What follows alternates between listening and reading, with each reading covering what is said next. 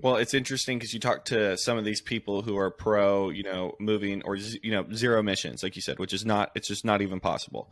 But you talk to some of these people, you ask them for an explanation why, and it's usually because of climate or the world is going to be destroyed in X amount of years, and it's this like alarmist attitude, and it's always so urgent. Everything's so urgent, and it's like, okay, well, if this is an urgent matter, moving to wind and solar is going to take a lot of money and it's going to take a lot of time because you can't put the plants like where the wind and solar farms are. They've got to be far away from the city because you have to have land for it.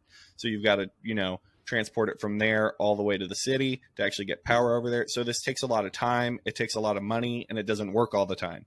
So it's like, if this is a pressing matter, you would think the people on the left would be the pro nuclear side, but we're not getting any of that. And I was curious what you thought about as to why.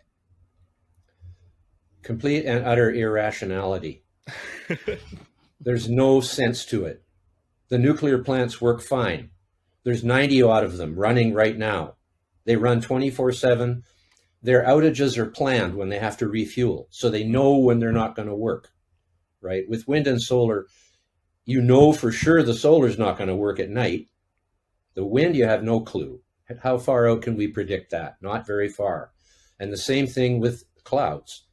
Clouds are, come and go at will. I mean, they're sure, we know 3 or 4 days ahead a little bit. But what are you going to use when the wind isn't blowing and the sun isn't shining? What are you going to use? So if you say nuclear, well, actually, the nuclear runs 24/7. So why do you need the wind and solar? Especially when it's more expensive than the nuclear. It's harebrained.